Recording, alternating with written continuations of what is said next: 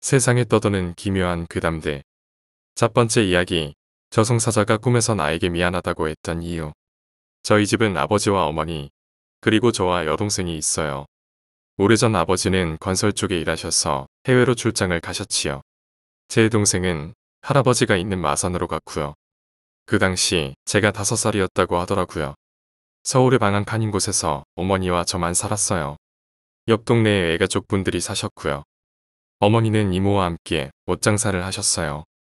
어느 날 어머니와 제가 낮잠을 자는데 어머니가 꿈을 꾸신 거예요. 제 손을 잡고 어딘가 가려고 지하철을 타려는데 승강장에 아무도 없었대요. 이상하다 생각은 했지만 도착한 열차에 발을 들여놓았을 때 이건 아니다 라고 생각했대요. 지하철 안에 사람들이 모두 고개를 푹 숙이고 있었던 거죠. 어머니는 제 손을 잡고 밖으로 나가셨는데 어느 정장 입은 사람이 열차 안에서 어머니 보고 손짓을 하며 어서 타라고 했대요. 제 손을 꽉 잡으시고는 바로 다른 열차를 타러 갔는데 그 열차도 똑같은 상황이었던 것이죠. 그때 그 손짓을 했던 남자가 어머니의 손을 잡고 열차로 막 끌고 가셨대요. 어머니는 가지 않으려고 발버둥을 치시다가 열차 안을 봤는데 차 유리마다 표정 없는 사람들의 얼굴이 붙어 있더랍니다. 어머니는 식겁하시고 있던 찰나에 귓속에서 우는 소리가 크게 들리더래요.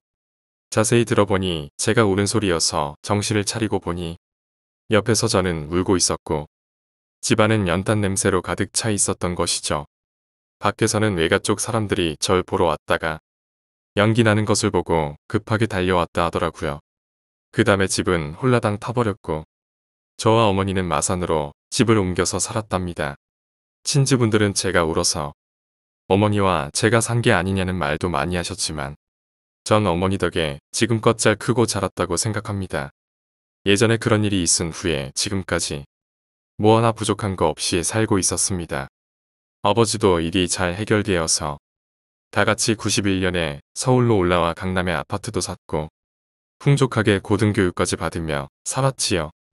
2005년 제가 군대에 입대하게 되었을 때 군입대하신 분들은 아시겠지만 입소하기 전 부모님들에게 인사를 하고 들어가지요. 그때 아버지는 웃으면서 잘 갔다 오라고 하셨지만 제 여자친구와 어머니는 눈물을 보였죠. 제가 군대에서 상병 때쯤 휴가를 나가서 여자친구를 만난 후 집에 가려는데 여자친구가 그러더군요. 어머니가 많이 편찮으시다고 말입니다. 그래서 전 가벼운 것인 줄 알았는데 심각하게 말하는 걸 보고 빨리 집에 갔습니다. 어머니가 거실에서 누워 계시더라고요. 옆에 가서 봤더니 너무 마르셨습니다. 원래 마른 체형이긴 하시지만 너무 말랐던 어머니 손을 잡고 많이 울었어요. 병명이 위암이었더라고요. 제 동생과 아버지는 수술해서 괜찮다 하셨고 전 아픈 어머니를 두고 다시 복귀를 했습니다. 소대장과 싸우고 영창을 갔다 온 후 연대에서 생활을 하며 집에 전화를 해서 어머니 상태를 물었지만 괜찮다라는 말만 들릴 뿐 나가서 보지 못하니 답답하더라고요. 제대 3개월을 남길 때쯤 근무를 서고 잠을 청하는데 꿈에 갓을 쓴 남자가 있더라고요. 제가 귀신을 믿는 건 아닌데 정말 무서워합니다.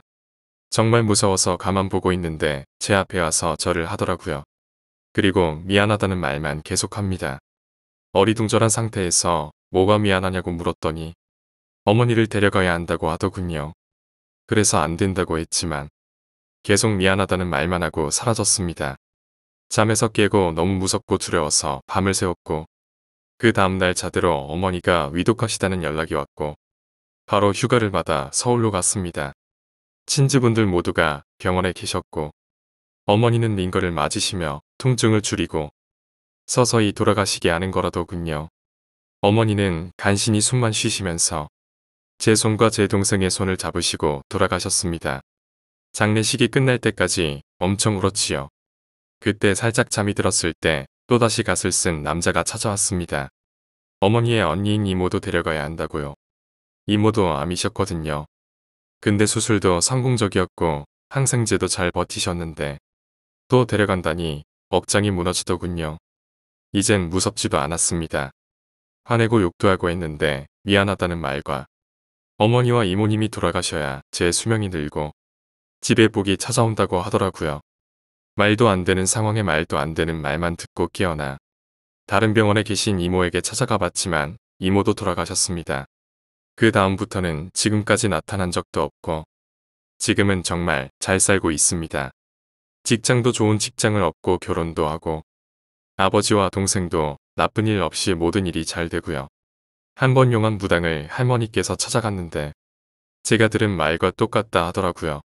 어머니와 이모님이 저와 제 동생을 위해서 먼저 가신 거라고 그 말을 듣고 어머니와 이모 생각에 한참 눈물을 쏟아냈지요. 오래전의 일인데도 매일 그립습니다. 두 번째 이야기. 우리 집은 귀신과 함께 산다. 나는 지금 혼자 집에서 살고 있는 평범한 직장인이다. 어릴 때 어머니와 아버지가 이혼하셨고 그때부터 쭉 어머니와 여동생들과 살다가 어머니는 도시 생활을 못 하시겠다며 막내 동생을 데리고 시골로 가셨고 첫째 동생은 아버지와 같이 살겠다며 아버지한테 갔다. 그래서 현재 이 집에는 나 혼자 남게 되었고 1년 전부터 본격적인 자취 생활을 시작하게 되었다. 하지만 기괴하게도 어머니와 동생들이 이 집을 떠난 후 나에겐 이상한 일이 일어나기 시작했다. 귀신의 존재를 느끼기 시작한 거였다. 일단 첫 경험으로 한 번은 집에 친구를 데려와서 술판을 벌이고 친구가 우리 집에서 자고 갔던 날이었는데 술을 마시고 피곤해서 큰 방에 누워서 친구랑 자고 있는 도중 뭔가 불쾌하고 알 수 없는 기분에 잠에서 깬 나는 너무나도 당황했다. 내가 누워있는 자리에서 나의 발쪽 방향에 창문이 있는데 거기서 어떤 후줄근하게 옷을 차려입은 고생을 많이 한 얼굴로 보이는 약 40대 중반의 아저씨가 무표정으로 창문과 벽을 관통해서 방으로 들어오더니 누워있는 나의 오른팔을 밟고 가는 것이었다. 아프진 않았지만 밟히는 느낌이 너무나도 생생했다. 나는 별로 공포라는 감정에 약간 무딘 편이어서 그 당시 두려움에 질리진 않은 채 바로 잠에 빠져들었지만 아침에 일어나자마자 많은 생각을 하게 되었다. 어제 그건 뭐였지? 내가 봤던 거 귀신 아닌가? 이 경험담을 잠에서 깬 친구에게 이야기해주니 친구가 무섭게 하지 말라는 것이었다. 안 그래도 친구도 자다가 잠시 잠이 깬 적이 있었는데 바로 친구 옆에 누워서 자고 있던 내가 자면서 누구랑 대화를 했다는 것이었다. 안 그래도 친구는 내가 잠꼬대하는 걸 보고 소름 끼쳐 있는데 아침에 자고 일어나니 내가 자다가 귀신을 본 이야기를 해주니까 얼마나 더욱 소름이 끼쳤던 걸까. 일단 이날 귀신 본 건 그냥 흐지부지 넘어갔지만 이것은 시작에 불과했다. 이 일이 있은 지 며칠 후 밤에 불을 끄고 이불을 머리맡 끝까지 뒤집어 쓰고 자고 있다가 새벽에 잠에서 깨어나게 되어 또다시 당황하게 되었다. 이불 때문에 보이진 않았지만 내 바로 옆에 누군가가 서서 나를 내려다보고 있던 것이었다. 순간 난 다리를 들어서 누군지 모를 존재의 발을 밟았고 이 정체불명의 존재는 밟힌 발을 쓱 빼더니 한순간에 사라지는 것이었다. 별일이 아니라고 생각한 나는 또다시 잠에 빠져들었고 그 다음날 일어나서 아무 일 없다는 듯이 일과를 시작하였다. 내가 이렇게 아무렇지도 않게 이 일을 넘긴 것. 일단 내가 잠결에 경험해서 공포란 감정에 무뎌섰던 것도 있지만 무엇보다 이 존재에게서 악의 같은 걸 느낄 수가 없었다. 마치 나를 지켜보고 관찰하는 옵저버 같은 느낌이랄까. 그리고 이 일이 있은 뒤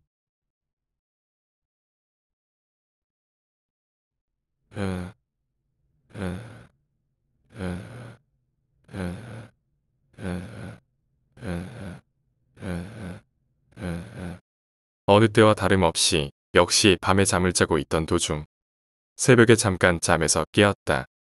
다시 잠에 빠져들기 위해 옆으로 누운 뒤 잠을 청하고 있었는데 갑자기 내 뒤에서 더 이상 못 참겠다 라는 말이 들리더니 누군가가 나를 뒤에서 덮치는 것이었다. 이놈은 나를 약 2초 정도 범하다가 사라졌고 잠에 다시 빠져들고 있었던 나는 깜짝 놀라서 정신이 번쩍 든 채로 10분 정도를 누워 있었다. 그리고 조용히 일어나서 불을 켜고 다시 잠에 빠져들었다. 이날 이후로 난 슬슬 진지하게 생각하기 시작했다. 내가 이때까지 봐온 이것의 정체에 대해서 말이다. 이사를 갈까 생각도 한번 해보았지만 자취 생활을 시작한 지 얼마 되지 않았고 직장일에 한참 찌들려 있던 나에게 혼자서 이사를 추진할 역량도 없었기 때문에 그냥 여기서 계속 살기로 했다. 이 녀석들이 나에게 못살게 군다거나 하는 것 같지 않았으니까 말이다.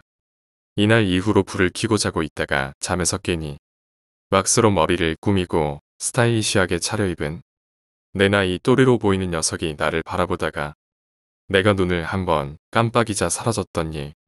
꿈속에서 화장실에서 내가 거울을 보고 있다가 내 뒤에 누군가가 서 있어서 돌아왔더니 하얀 소복을 입은 채로 얼굴에 화장기가 있는 귀엽고 예쁜 여자애가 미소를 씩 지으며 바로 내 등 뒤에 서 있던 걸 보고 깜짝 놀라 발로 찼던 일. 불을 끄고 자다 고개를 들어 나도 모르게 발밑을 봤는데 광채가 나며 얼굴 형상이 보이지 않고 옛날 한복을 입은 할아버지께서 정자세로 앉아서 날 바라보던 일. 이런 일들이 있었지만 공포에 비교적 무덤덤했던 나에게 처음으로 귀신에 대한 공포를 느끼게 해준 경험이 있었다. 이 경험 역시 밤에 자다가 일어났던 일이다. 여느 때와 다름없이 이불을 뒤집어 쓴 채로 잠을 자던 중 잠결에 어떤 누군가가 내 옆에 서 있는 것을 문득 느꼈다. 왠지 느낌이 저번에 발을 밟았던 그 존재 같았다. 그리고 이번에는 이 존재가 발로 내 다리를 툭툭 치는 것이었다. 나 역시 잠결에 욕을 하며 다시 다리를 들어 이 존재의 발을 밟았는데 갑자기 어떤 강한 기운이 나를 꽉 올려매기 시작했다. 마치 가위 눌릴 때 그 느낌. 이불을 뒤집어 쓰고 있었는데도 불구하고 몸으로 느낄 정도로 엄청난 적대심과 사리를 품은 채 이 존재는 내 얼굴 앞으로 얼굴을 들이민 뒤 날 노려보고 있었다. 이 존재의 얼굴과 내 얼굴 사이엔 단지 얇은 이불 하나가 있을 뿐 순간 엄청난 공포에 사로잡힌 나는 내가 죽을 수도 있겠다는 생각에 본능적으로 나도 모르게 불경을 외우기 시작했다. 신기하게도 내가 불경을 외우자 내 몸을 올가매던 기운이 순식간에 사라지기 시작했다. 그리고 이 존재도 곧바로 사라졌다. 난 불경을 계속 다급히 외운 뒤 벌떡 일어나서 바로 방의 형광등 스위치로 달려가 불을 켰다. 이불을 덮어쓰고 있어서 이 존재의 형상을 못 봤기에 망정이었지. 만약 내가 이불을 안 덮고 있는 상황에서 이 존재를 봤었다면 난 아마도 자다 일어나서 집 밖으로 달려나가 도망갔을 것이다. 이 일이 있은 후로 난 항상 잘 때 불을 켜고 이불을 덮어쓰고 잠을 잔다. 불을 켜고 자기 시작한 후로 지금까지 귀신을 본 적은 없다. 하지만 앞으로도 불을 끄고 자는 일은 없을 것 같다. 세 번째 이야기, 강원도의 산장. 제 친구가 이야기해준 실화입니다. 제 친구가 초딩 때 아버지와 어머니, 그리고 할아버지와 누나랑 함께 강원도의 어떤 산에 놀러 갔답니다. 그때 갔던 산의 이름은 기억이 나지 않네요. 때는 1월 한겨울이었고 신년을 맞이해서 가족여행을 간 거랍니다. 산을 올라가는데 할아버지가 여기는 기가 안 좋다면서 계속 중을 떼셨답니다. 친구 할아버지는 평소 미신 같은 걸 강하게 믿으시고 이런 얘기를 하도 많이 하셔서 대수롭지 않게 넘어가고 계속 산에 올랐답니다. 아버지 친구가 소개해준 산장에 도착해서 짐을 풀고 집 한쪽에 있는 벽난로에 불을 붙여서 몸을 녹이고 있었죠.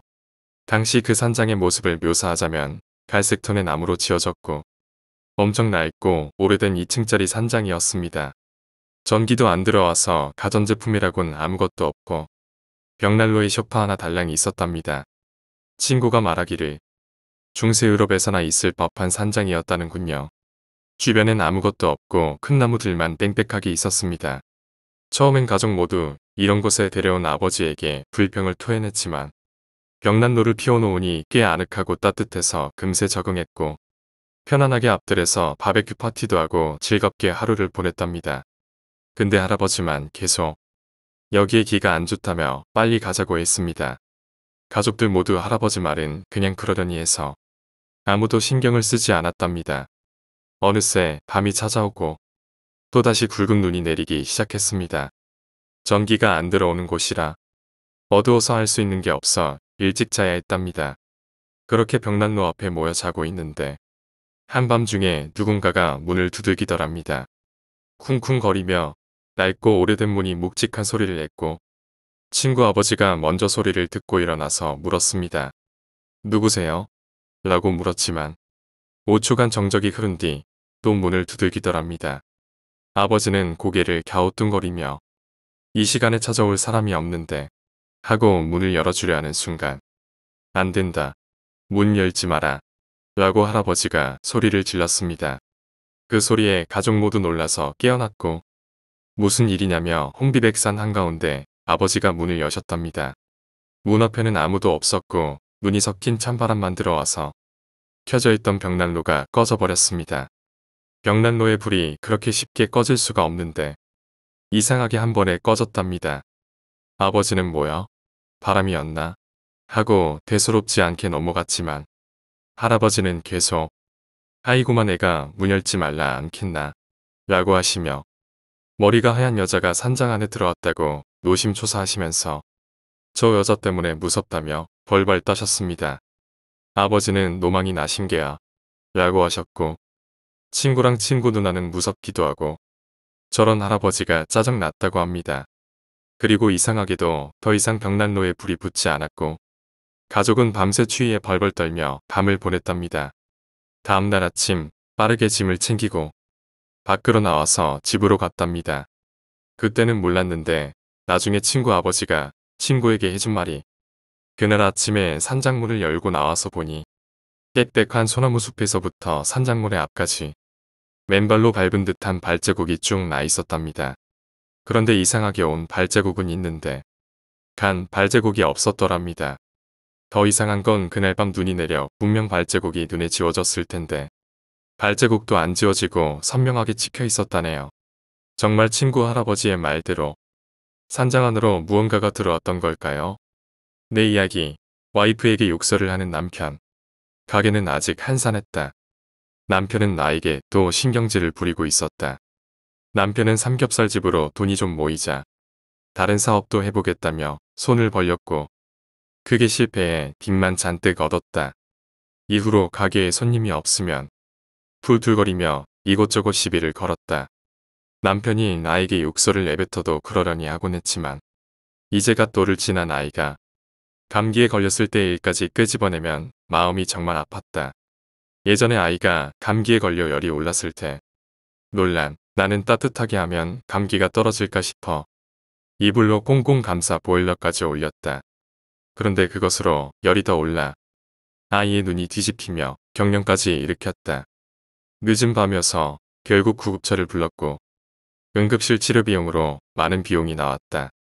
남편은 나를 멍청한 년이라 부르며 너 때문에 돈은 돈대로 애는 애대로 날렸다고 욕을 했다.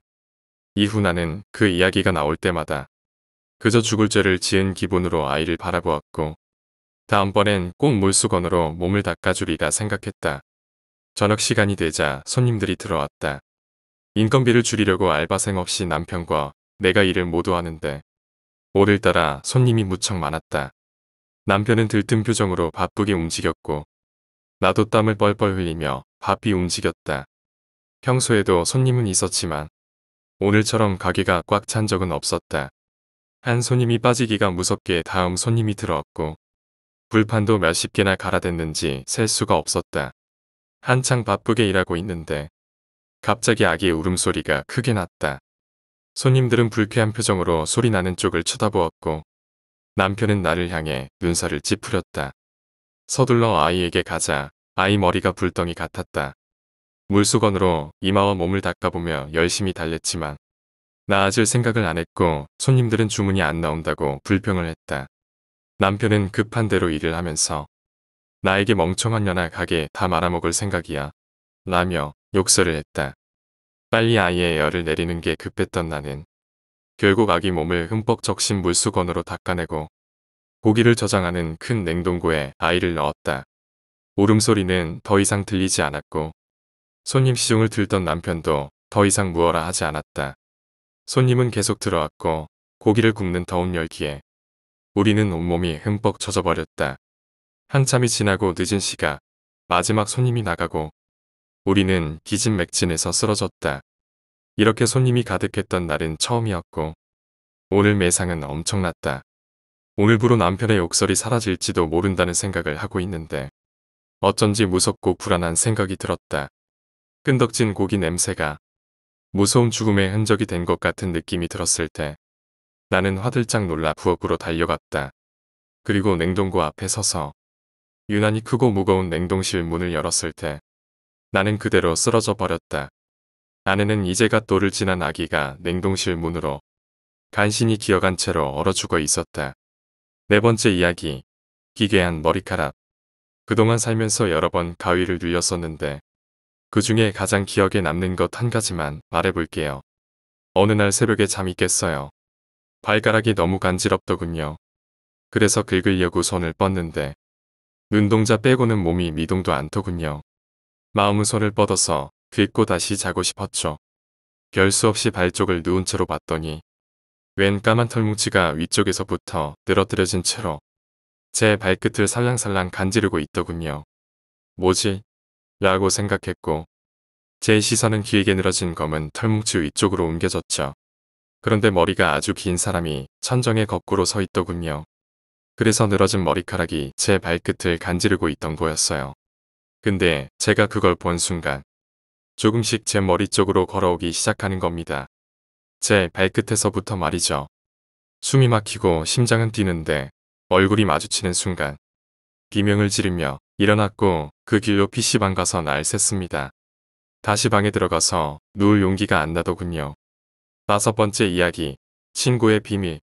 중학교 1학년 무렵 나는 아웃사이더였습니다. 완전히 혼자 따돌려지거나 한 것은 아니라 친구들과 종종 이야기는 나눴지만 여자아이들이 모이면 생기기 마련인 그룹들 중 어느 곳에도 소속되어 있지 않았기 때문이었습니다. 왕따는 아니지만 그 비슷한 것 정도라고 할까요.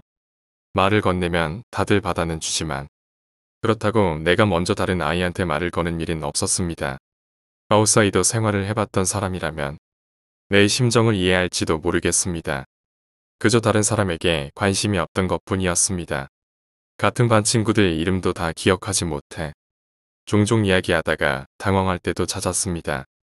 누가 누구를 좋아한다던가 하는 이야기를 들어도 아, 그렇구나 하는 정도 생각뿐이었으니까요. 하지만 중학교에 들어오고 나니 다들 그런 이야기에만 관심을 갖고 떠들어대서 나는 그 화제에 전혀 끼어들지 못했던 겁니다. 아마 나만 아직도 어린아이였던 거였겠죠. 그 무렵 유행해서 다들 가지고 다니기 시작하던 휴대폰도 없었기에 나는 같은 반 커뮤니티에서 완전히 동떨어진 아이였습니다. 우리 반에는 딱 한 명, 다들 가까이 가길 꺼리는 여자아이가 있었습니다. 딱히 성격이 나쁘거나 이상한 점이 있는 건 아니었지만 걔네 어머니가 문제였습니다. 정신이 이상한 사람이라는 소문이 잔뜩 퍼져 있었던 것입니다. 중학생이라고는 해도 그 무렵쯤 되면 다들 그런 소문에 귀를 기울이고 아기의 찬 호기심으로 바라볼지언정 가까이 다가갈 생각은 아무도 하지 않았습니다. 하지만 나는 나부터가 아웃사이더였던 때다. 그런 소문에 워낙 둔감했기에 그런 건 전혀 몰랐습니다. 그래서 다른 아이들과는 달리 그 아이와 이야기할 때도 그저 평범하게 말을 섞었습니다. 그러는 사이 점차 그녀는 나 말고 이야기할 상대가 없었던지 쉬는 시간마다 내게 다가와 말을 걸게 되었습니다. 그 무렵에는 나도 걔네 어머니에 관한 소문을 듣게 됐지만 나는 평범하게 그녀와 친구로 지내고 있었습니다.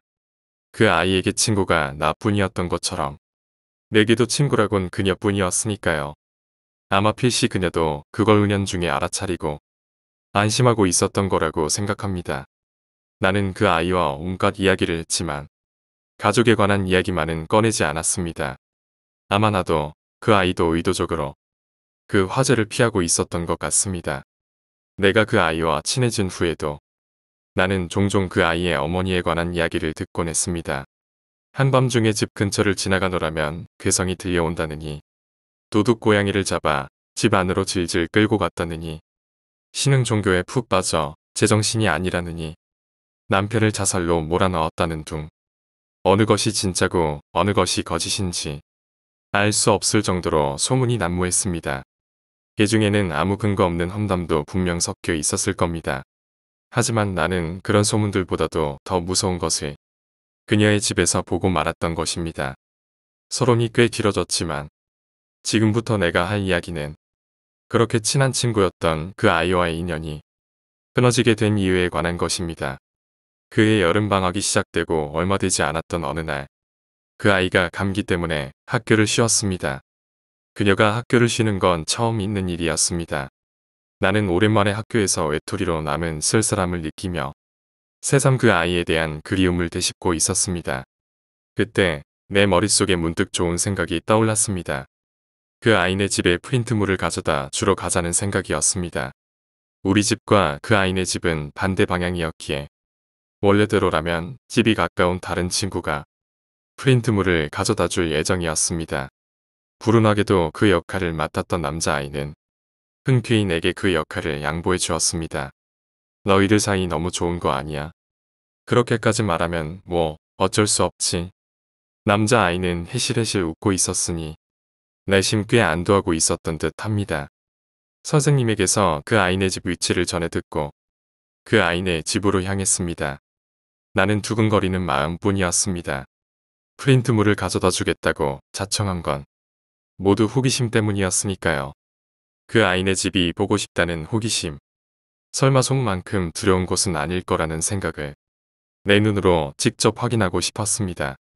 하지만 정작 그녀의 집으로 향하게 되자 내가 하는 일이 혹시 그녀를 배신하는 건 아닌가 하는 생각이 들기 시작했습니다.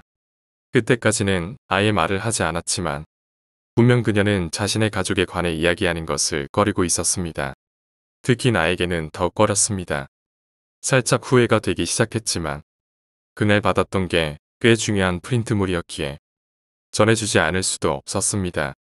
어쩔 수 없이 나는 터벅터벅 걸어 그 아이네 집에 도착했습니다.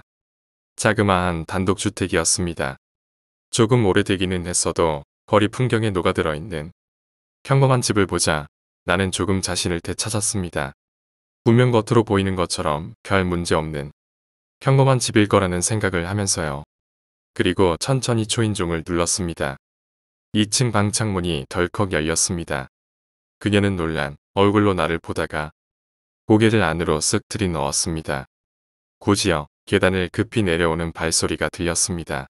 소문이 자자한 어머니 대신 그 아이가 나오는 것에 안도하며 나는 그 아이가 나오기만을 기다렸습니다. 스르륵하고 미닫이 문이 열렸다 닫히는 소리가 들렸습니다. 무슨 소리일까 싶었지만 곧바로 문이 열리고 그 아이가 나왔습니다. 감기가 아직 다 낫지 않은 것인지 안색이 좋지 않았습니다. 무슨 일로 온 거야? 그녀의 목소리는 또렷했고 딱히 이상한 기색도 없었습니다. 나는 안심하고 프린트물을 건네주었습니다. 어서 기운을 차리라 하나 이런저런 시덥지 않은 이야기를 나눈 후 그녀는 집 안으로 들어갔습니다. 별일 없이 프린트물을 전해준 것에 마음이 놓인 나는 편한 마음으로 돌아갈 생각이었습니다. 그런데 그녀의 집을 떠나려던 차에 나는 이상한 걸 보고 말았습니다. 현관에서 바로 왼쪽 방 커튼이 열려 있던 게 화근이었습니다.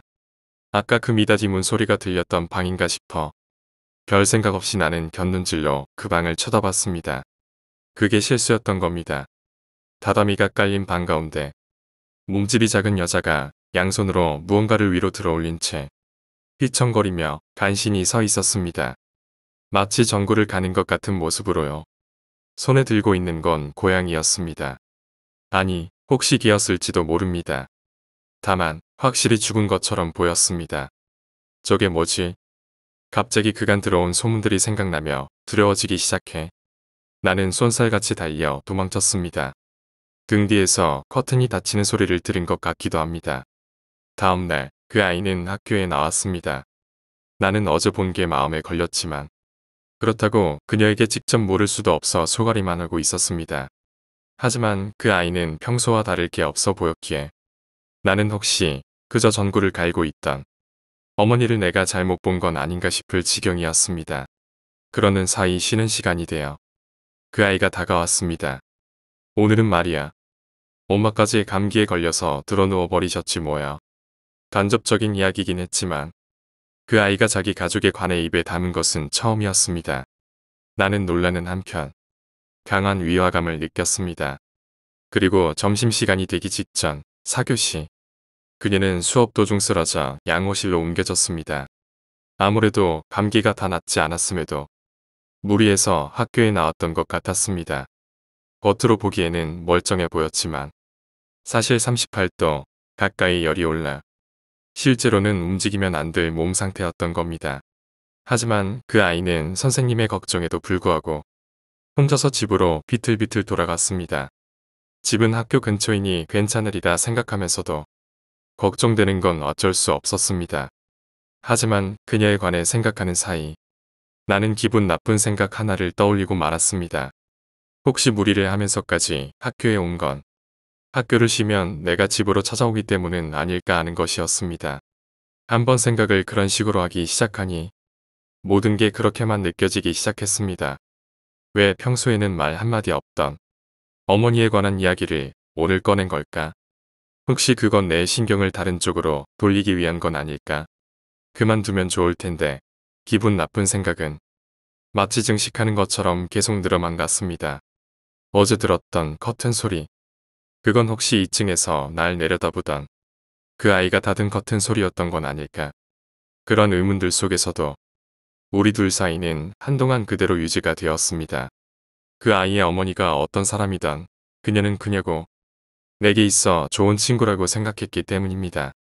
굳이 말하고 싶어 하지 않는다면 나도 묻지는 않으면 되는 것이었습니다.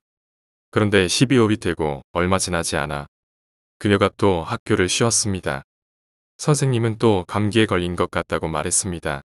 우리 반 아이들은 그쯤 되자 나와 그 아이를 무슨 커플 비슷한 것으로 여기고 있어서 당연히 선생님도 내게 프린트물을 가져다 달라고 부탁했습니다.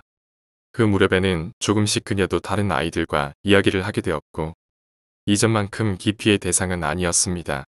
하지만 선생님까지 나서서 내게 부탁을 해오니 거절할 도리가 없었습니다. 나는 싫다고 몇 번이고 머릿속으로 생각하면서도 어쩔 수 없이 지난번처럼 터벅터벅 그 아이네 집으로 향했습니다. 우편함에 넣어버릴 생각이었습니다. 그 편이 그녀에게도 편할 테니까요. 그러는 사이 그녀의 집에 도착했습니다. 현관문 앞에서 누군가가 웅크려 앉아 있었습니다. 그 아이였습니다. 왜 여기서 이러고 있어? 나는 놀라 물었습니다. 그녀는 창백한 얼굴을 들고 나를 보며 희미하게 웃었습니다. 프린트물 가져다 주러 올 거라고 생각했거든. 아무튼 고마워. 뭔가 이상했습니다. 마치 무언가를 숨기는 것 같은 모습이었어요. 그녀는 프린트물을 내 손에서 빼앗듯 잡아챈 후 현관문을 열었습니다.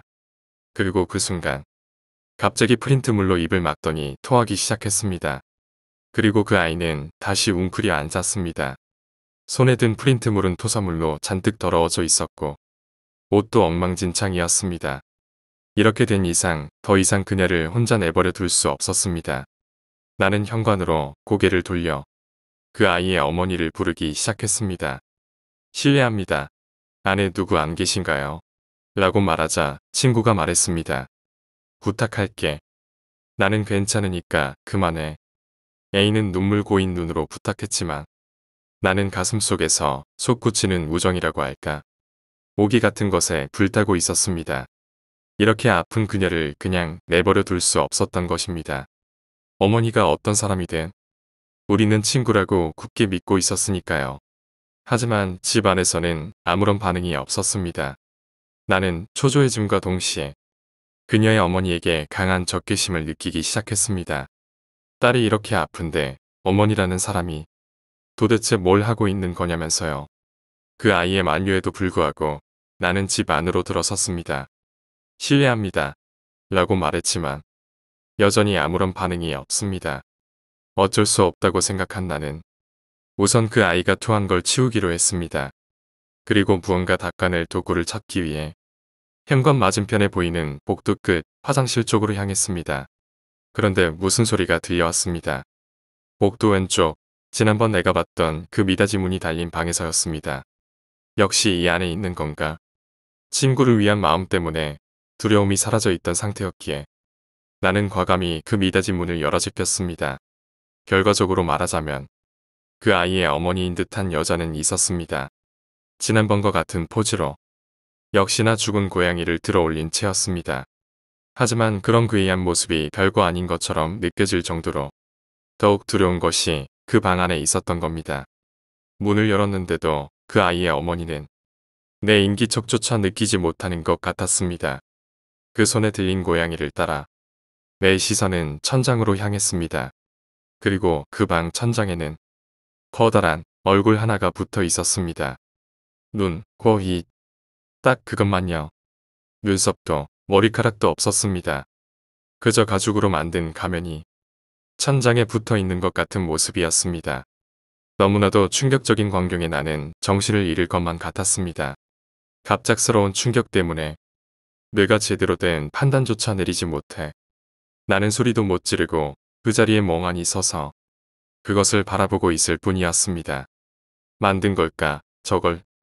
눈썹도 머리카락도 없는 얼굴은 그게 남자인지 여자인지조차 알 수 없는 모습이었습니다. 감정이 느껴지지 않는 눈은 그저 바닥만을 가만히 바라볼 뿐이었습니다. 그리고 내가 멍하니 천장을 올려다보는 사이 그 아이의 어머니가 내게 천천히 다가왔습니다. 그리고는 내게 고양이의 시체를 건넸습니다. 나는 도저히 버틸 수가 없었습니다. 비명조차 지르지 못하는 와중에 미친 듯 달려 문을 열고 바깥으로 뛰쳐나왔습니다. 바깥에 주저앉아 있던 그 아이는 내 얼굴을 보고 모든 것을 알아차린 듯 했습니다. 그녀의 졸규를 뒤로 한 채 나는 도망쳤습니다. 감기 때문에 아픈 그녀를 버려두고요. 하지만 이미 그런 걸 신경 쓸 때가 아니었습니다. 나는 봐버렸던 겁니다. 그게 만든 게 아니라는 증거를요. 그 방에서 도망치기 직전에 천장에 달린 얼굴은 눈을 깜빡거렸던 것입니다. 그리고 그 다음날부터 그녀는 학교에 나오지 않게 되었습니다. 그녀에 대한 죄책감에 시달렸지만 나는 그저 그날 봤던 광경이 너무나 무섭고 무서워서 잊기 위해 노력할 뿐이었습니다. 그리고 그 이후 나는 그녀를 만난 적이 없습니다. 그 사건 이후 그녀와의 인연은 완전히 끊어져 어떻게 살고 있는지 소식조차 듣지 못했습니다.